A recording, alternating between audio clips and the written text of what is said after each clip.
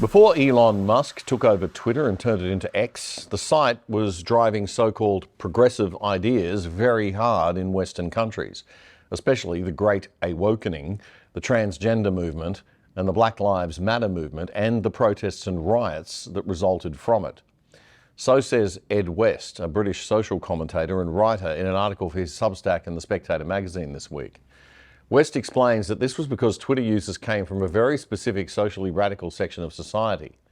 Because there was social pressure to conform to certain progressive views, West writes, there was a general drift of society and thinking to the left.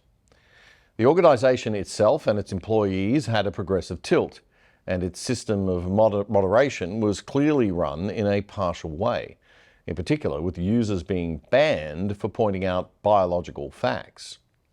It was this, West notes, that drove Elon Musk, a vehement opponent of what he calls the woke mind virus, to buy the site. Elon Musk hosted an X Spaces interview with Donald Trump this week that nearly broke the internet. Well, kind of broke Twitter at least. And the mainstream media had a fit. It was a 2-hour audio-only discussion between Trump and Musk, and it's attracted reportedly more than 1 billion views. Some are saying that's not accurate, but even if it was hundreds of millions, that's still something. So let's be very honest, folks. The real reason that politicians are calling for misinformation and disinformation laws all over the world, and the real reason that the mainstream media are backing those calls, is that they can't stand the fact that you don't need them anymore. They cannot stand the fact that you have the power to get your information directly, and they don't get to be the gatekeepers and control everything anymore. More people watch clips online from this show than they do from many mainstream media channels. And we're a tiny independent operation with a shoestring budget. So when Elon and Trump sat down for a chat, CNN lost its mind. I want to play one exchange that was kind of classic. Well, there were a lot of exchanges that were classic Donald Trump, but this one really stuck out to us. And Nagasaki were bombed, but now they're like full cities again. So right, it's really not something that, you know, so it's not as scary as people think, basically. So that was more Elon Musk than Donald Trump talking about, sort of suggesting that what happened almost 80 years ago, I think 80 years ago next year, the bombing of Hiroshima and Nagasaki, now it's okay. Kind of trying to blow off the impact of that. Now, look, I know that CNN is god-awful and biased, but this has even stunned cynical old me. CNN has just completely taken that out of context and overlaid a meaning on it that they know is wrong. Point blank, deliberate lying. Firstly, as she noted there, it was Elon talking, not Trump. So why they would use this clip is a bit odd in the first place. So that was more Elon Musk than Donald Trump. Yeah, it was, wasn't it? Sort of suggesting that what happened almost 80 years ago, I think 80 years ago next year, the bombing of Hiroshima and Nagasaki, now it's okay. Kind of trying to blow off the impact of that. No, that's not what they were saying at all. This is the clip you played. And Nagasaki were bombed, but now they're like full cities again. So it's really not something that, you know, so it's not as scary as people think, basically. This implies, out of context, that Elon was saying nuclear war isn't scary. It was a lie that was turned into a meme and tweeted by left-wing shills like our very own champion of every trendy lefty cause known to man here in Australia, Craig Foster, who smugly wrote, "Imagine someone saying this to you and you just nod along." So even when Trump isn't speaking, when it's someone else speaking, Trump is still the bad guy. So here's what they actually said in full context in this bit of the discussion on the threat of nuclear war and the safety of nuclear energy. Trump had just said that he thought the biggest threat to humanity was nuclear war, not climate change.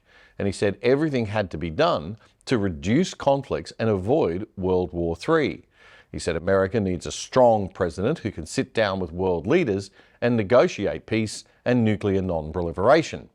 Elon then raised the point that nuclear weapons and nuclear energy were very, very different things, and then began to make the case to Trump for how safe nuclear energy is. There's the bad side of nuclear, which is a nuclear war, very bad side. But there's also, I think, nuclear electricity generation is underrated. You're right. And it's actually, people have this fear of nuclear electricity generation, but it's actually one of the safest forms of electricity generation. It's just a huge misunderstanding. So it's underrated as an electricity source, and I think it's something that's worth reconsidering. But there's so much regulation that people can't get it done.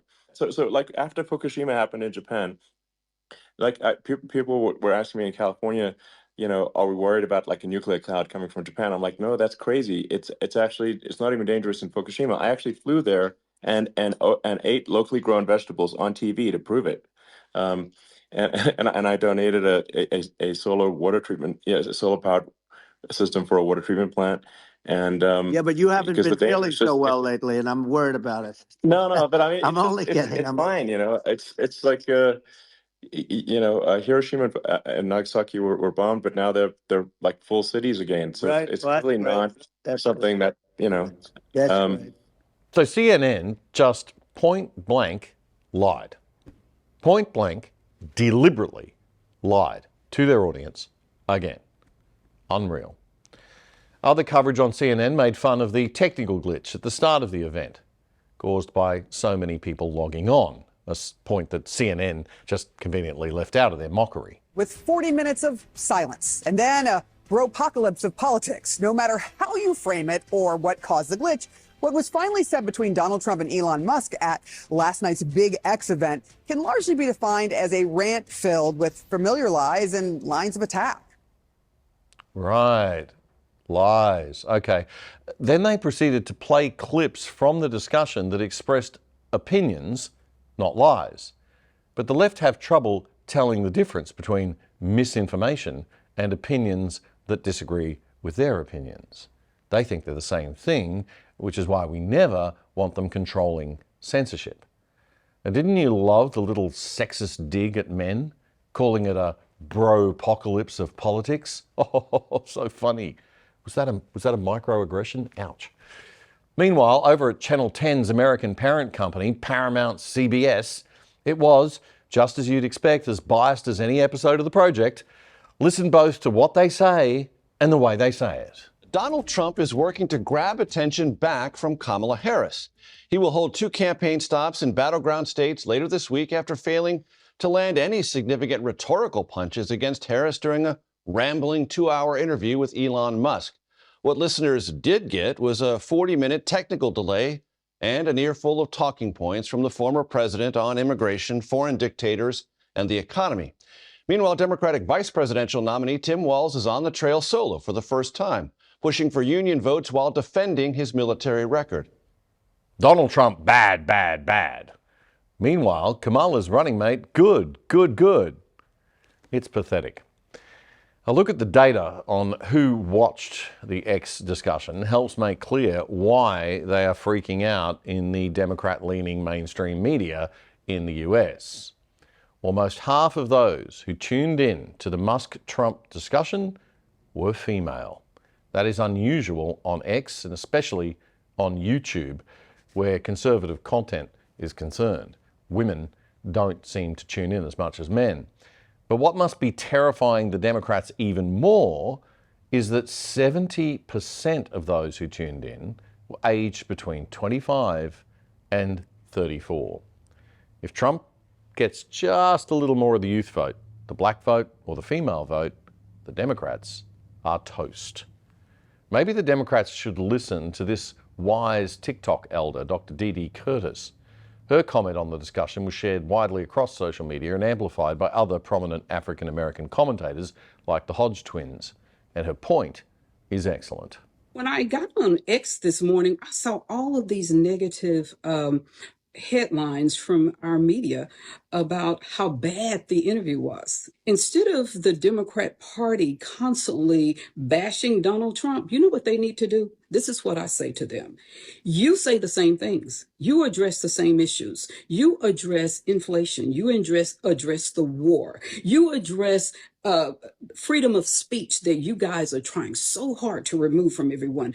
When you address those same issues, or if you address those same issues, then your party platform would be about issues and not about Donald Trump. But you know why I listened to the whole thing? Because he talked about things that were important to Americans. Democrats, start talking about things that are important to Americans and stop pandering. Stop saying you're going to give away something for free. So maybe the tide will start to turn back to Trump as Kamala's honeymoon period subsides. It's not showing up in the polls quite yet, though. Trump remains about 2.5 percentage points behind Harris this week in the 538.com summary of all the polls. We'll check in next week and see if things are starting to turn around. Private internet access is terrific. With all the big government clampdown on online speech lately, you are taking a risk if you don't have a VPN. That's a virtual private network that blocks spying eyes in government or marketing from seeing your IP address and hacking into your data. Now it's super easy and cheap to set it up. It's not technical, even I could do it. And the other side has secured a special deal for our viewers, which will get you set up for 83% off the usual price and with 4 months free. And get this, that brings the price down to less than $3 a month. It is amazing. So jump on it now, sign up to our special deal and help support us by supporting our sponsors. PIAVPN.com. PIAVPN.com/otherside. That's the important bit. /otherside to get the special deal. So that's PIAVPN.com/otherside. And even if you've already got a VPN, consider switching to these guys. Since I have, I've had zero reduction in my internet speeds, which was a bit of a problem with the one I was using before. And now I don't even have to think about this one. It's just on automatically whenever I'm on. So it's really great. PIAVPN.com/otherside. Hope you enjoyed that clip. The Other Side is your weekly analysis of the media's best news and commentary without the woke. And we need your support. Please make sure you subscribe to our channel on YouTube and follow us on X at The Other Side on X. It's all totally free to do that. But we could always do with your financial support too. So if you'd like to make a donation, click the Super Thanks button on YouTube with a little $ and thanks on it right under the video frame below. Even a $2 donation will really help us. And if you're watching on YouTube, do check out the full episode that this clip came from right here.